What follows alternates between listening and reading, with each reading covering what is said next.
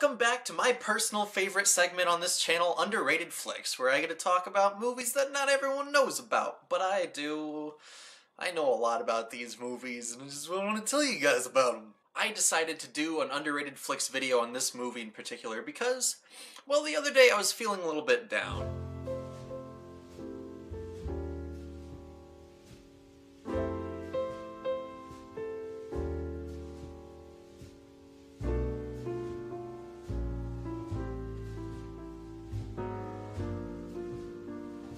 And as I was laying in my self-pity, I was looking at my movies thinking, gee, what will pick me up?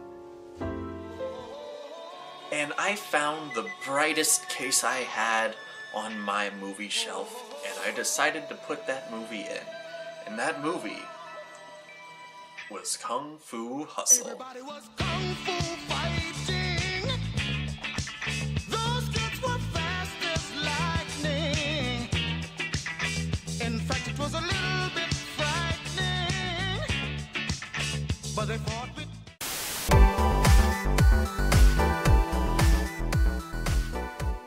Kung Fu Hustle was written and directed by Stephen Chow, and it stars Stephen Chow and a whole lot of other people who I'm not even going to try to embarrass myself trying to pronounce their names, because I'm not good at pronouncing names.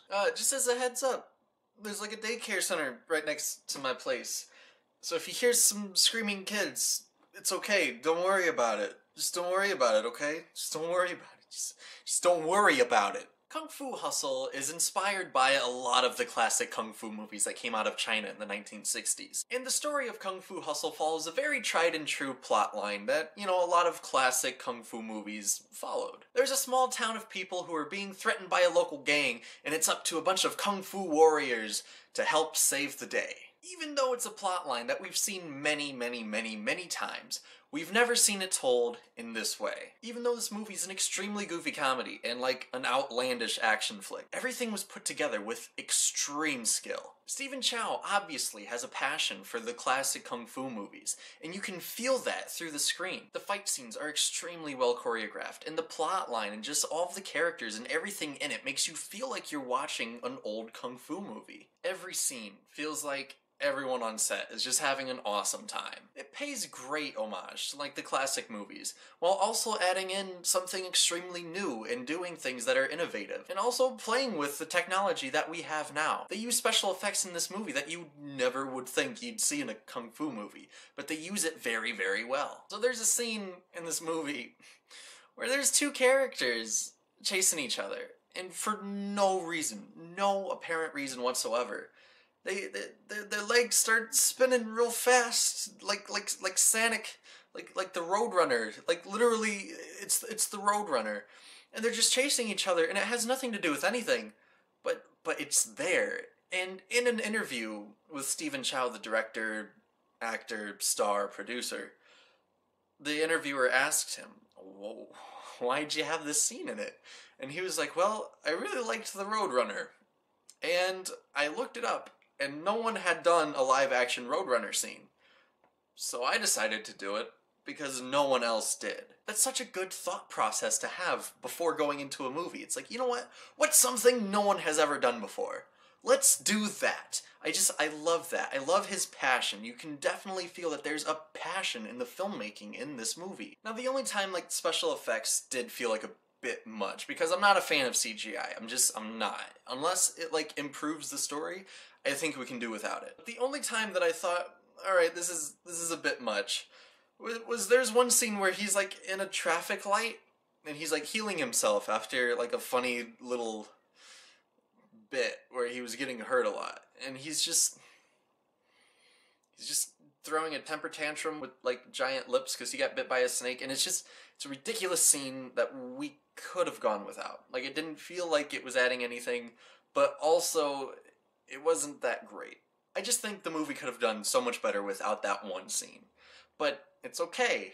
It's okay. I'll let it fly because everything else in this movie was masterfully done. So because Stephen Chow had such a specific idea of what this movie was going to look like, all of the sets, all of the towns, all of the buildings, everything in this film, like production design-wise, was built from the ground up.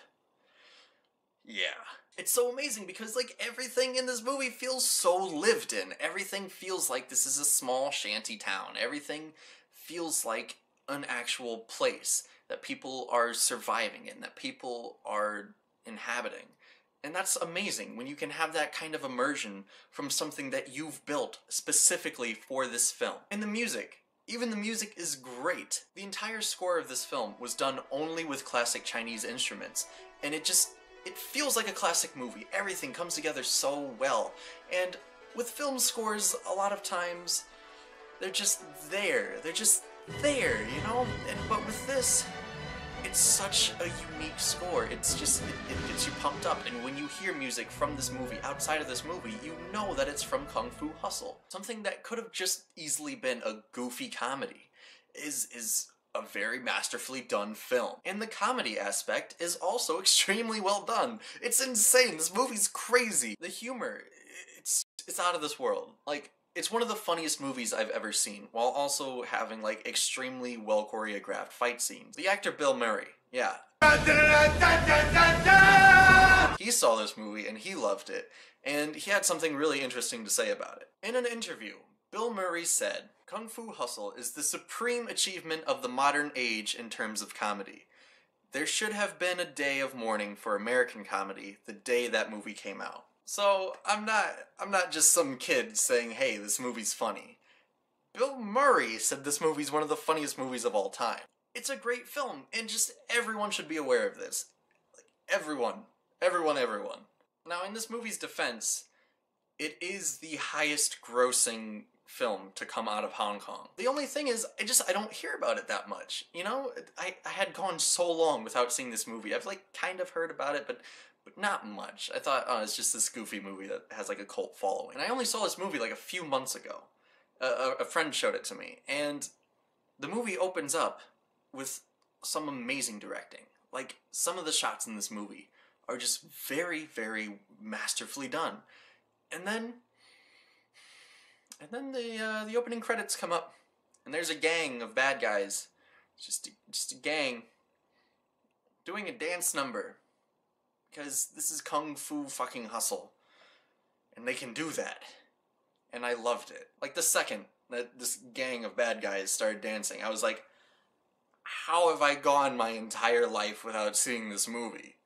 How has this happened? Who let this happen? All of the elements molded together to make this film one of the most unique movie-watching experiences you'll ever have. So, I am going to give Kung Fu Hustle 9.5 out of 10. It's a solid good time. So immediately after watching the movie for the first time, I knew I had to own it. And I knew I had to own, like, the best edition of it, because I didn't want just a cheap DVD that I found at a pawn shop. No, I'm a film connoisseur. I had to have the top product of Kung Fu Hustle. So I looked it up, and on Best Buy they had a steelbook. And if you know me, you know I loves my steelbooks. Look at it. Look how pretty that is. That's a real pretty steelbook, guys. Look at it. And I know you're thinking, why is there a fist punching a lollipop? Well, watch the movie and you'll find out. No, you can't borrow my copy of it. Don't even ask. But, yeah, for a good time, check out Kung Fu Hustle. So thank you for supporting us. It's lovely. It's great. We're trying real hard here. Go check out our newest gaming video. I had a lot of fun making that. Are you wearing a Ninja Turtle shirt? Because you're reviewing Kung Fu Hustle? Yeah. Why? Because that doesn't make any sense. They don't do Kung Fu. They're ninjas. Shut up, Batman! Once again, thank you for watching. You're beautiful people.